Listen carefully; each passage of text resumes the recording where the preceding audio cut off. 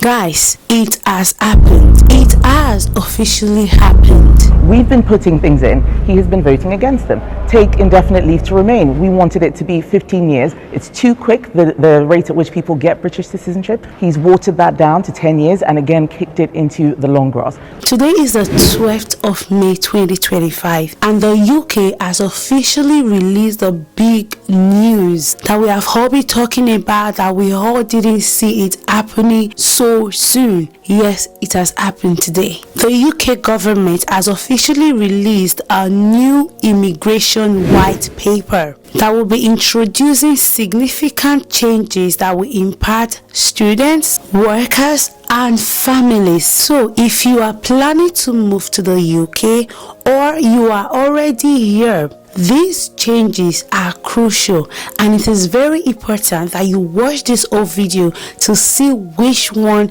refer to yourself. Throw up the sex in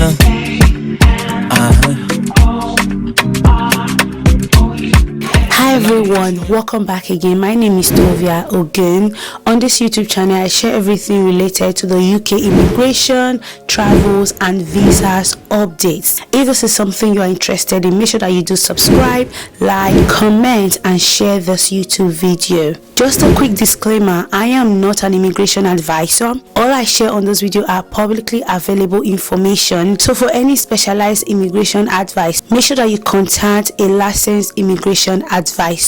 Let's just get right into this new updates. The first big update that the UK has just released in this new white paper that was published today, the 12th of May 2025, is indefinite leave to remain ILR now requires 10 years. Guys, did you hear what I just said? I'm just going to read this to you. The path to permanent residency has become longer. Previously, individuals could apply for indefinite leave to remain ILR after 5 years of lawful residence. Now, the qualifying period has doubled to 10 years. This change aims to ensure that applicants have a longer period to integrate into British society before obtaining permanent status. Guys, I can remember vividly well, about 3 weeks ago, I made a video about this, saying that the UK are planning, and I also used the word negotiating the ILR from 5 years to 10 years. Somebody commented on that video and was like, I should go check my information, that they were not negotiating anything like that it was just something they said, but they were not going to make it official. But here we are, 3 weeks later, it is official. For you to get indefinite leave to remain in the UK, you need to have lived here for a 10 years period. Oh my god, this is long. I just feel for a lot of us like this is gonna be a long ride, and I get their point. They want to make sure that you love British, you understand the British culture and everything before you can become one of them. And to think that Kemi is still saying that they should make this proposal 15 years. I'm going to try to put a video by the side. She is saying they should make it 15 years. 10 years is already too long. She's looking forward to 15 years. Oh my god, guys. I think we need to dive into this more, but I will move to the second change. The second change that was released on the white paper is higher English language requirements. The UK government is raising the English language proficiency standards across all major visa routes. Applicants will now need to demonstrate a higher level of English to qualify for visas, extensions, and settlements. The move is intended to promote better integration and communication with the British society. To be qualified for settlement, you need to demonstrate a higher level of English. To get their visas now, you need to demonstrate a higher level of English. Imagine most of our great-grandparents, they understand English, but they probably don't write so well or speak so well, but they do understand English. Now imagine if you are inviting people like this to the UK, they still need to go do the English test. And imagine if the English test doesn't come out well. What happened? They probably won't get the visa. Guys, this is not even a joke. Let's move to the third change. The third change in the UK immigration white paper is graduate route visa duration reduced. Nah, at this point, I don't know what to say. Guys, let me read it. International students should note that the duration of the graduate route visa has been reduced from 2 years to 18 months. This change affects the period during which graduates can stay in the UK to work or look for work after completing their studies. For me, this one doesn't look funny. I know that I already have my indefinite leave in the UK, okay? But I have friends, I have families, I have colleagues, I have my subscribers who are in this route right now. One of the last video I made few days ago was about why people are leaving the UK. And one of the things I also said on that video is people are leaving because the moment they graduate, they don't get sponsorship. Previously, you do get 2 years after you graduate from any of the schools in the United Kingdom. Now, during this 2 years period, you need to try to get your sponsorship or work as much as you can. Then after the 2 years, if you don't have your sponsorship, you package your bag and go back home. This one is tough. They are really serious about reducing net migration. Now a lot of people can't even try it to claim asylum like they were doing before, because that was where they first got it wrong. You can't come on a student visa and be claiming asylum. This is going to affect a lot of people. 2 years is already too short. Now 18 months. Think about it. I wish people could just listen and read the rules and regulations. We probably won't be here today doing this type of videos that everything is changing. If people could have just respect the rules and regulations that were set in place by the UK immigration. The fourth change that was released on the UK immigration white paper is skilled worker visa threshold increased. The qualification requirements for the skilled worker visa have been raised. Applicants now need to have a degree level qualification, which is ROQF level 6, to be eligible. Additionally, the immigration salary list has been eliminated, with only long-term shortage occupations qualifying for work visas. It's tough. If you're coming on a skilled worker visa, you gotta show a level 6 certificate first. I'll try to think what that level will be in Nigeria and probably put it on the screen if you're in level 6 in the UK. Although they have eliminated the immigration salary list, so even if you're so skilled for that role, you still need to show a level of degree before you even go on to apply. Let's move on. The fifth change that has been released on the UK immigration white paper is overseas recruitment for care workers phased out. For the care worker visa, it has now been banned for everyone that is not in the UK. So you can no longer apply for the care worker visa if you are coming from outside the UK. The UK government, they said, we will close social care visas to new applications from abroad for a transition period until 2028. We will permit visa extensions and in-country switching for those already in the country with working rights, but this will be kept under review. So I'll break this down for you guys.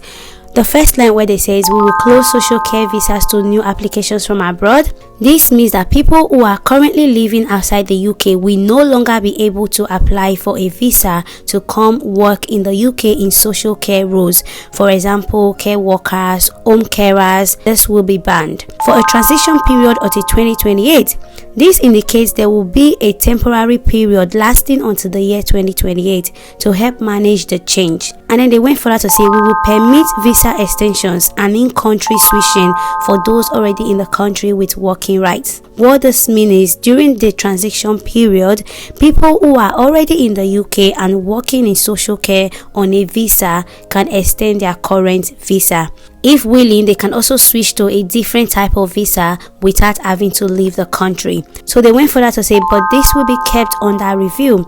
So the government may change this policy before 2028, depending on how things develop. It's not guaranteed to stay exactly as described. In summary, new overseas applicants for social care visas will be blocked.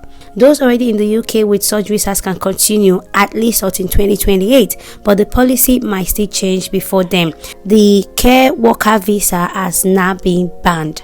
there is no more care worker visas for new applicants from abroad. So if you're outside the UK and want to apply for a care worker or home carer visa, you will no longer be allowed to apply once this policy takes effect. That part of the routes is being closed. But if you're already in the UK with a care worker visa or with the right to work, you can still extend your visa, as I've explained already. This decision aims to encourage the employment of domestic workers and reduce reliance on foreign labor in the social care sector. However, it has raised concerns about potential staffing shortages in the industry. They're looking forward to stopping a lot of companies from recruiting overseas care workers, so they don't want the UK employers going abroad to employ people to come work in the care. So they want to encourage more domestic employment. So for those of you that has been favored, you've been able to come to the UK through this health and care worker visa, it looks like by 2028 that opportunity may not be there anymore. The sixth change that was released in the UK immigration white paper is stricter deportation policies. Deportation rules have been tightening. Now, even minor criminal offenses, especially those involving violence against women,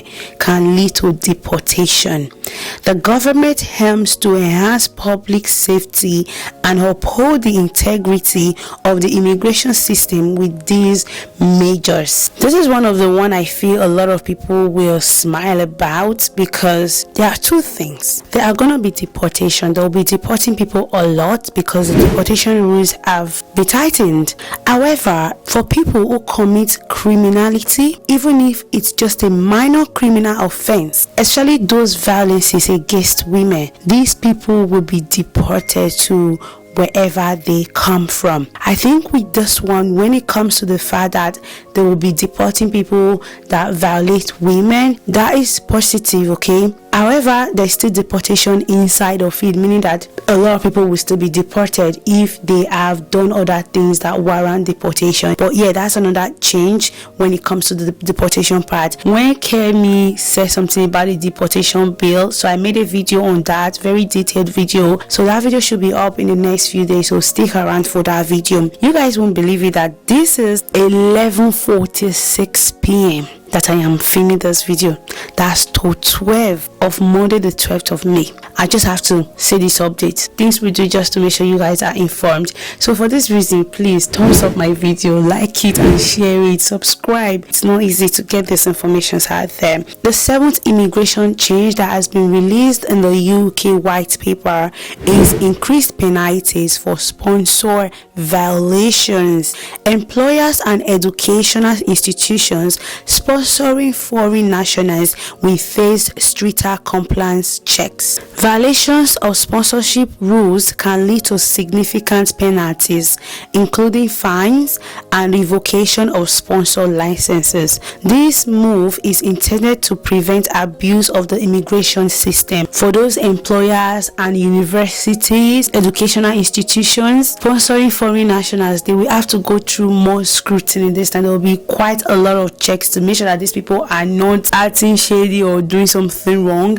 And if they are found to be violating the immigration rules, they've now included fines and penalties if you fall into this. And not just that, your sponsorship license can be revoked. So you just gotta be careful in that aspect. Moving to the eighth change is introduction of digital identity system. The UK is introducing a digital identity system to replace physical biometric residency permits. This system aims to streamline the tracking of migrant data and improve the efficiency of immigration processes. They are kind of moving everything a bit digital right now, and that means for the biometric resident permits, it's going to move to digital, and with this one they'll be able to track those migrant data well. So probably those people that entered the UK, and then once they enter the UK they flee, probably they didn't leave when they were supposed to leave. Now they will be able to track those people more. These reforms represent a significant shift in the UK's immigration policy. Whether you are a student, worker,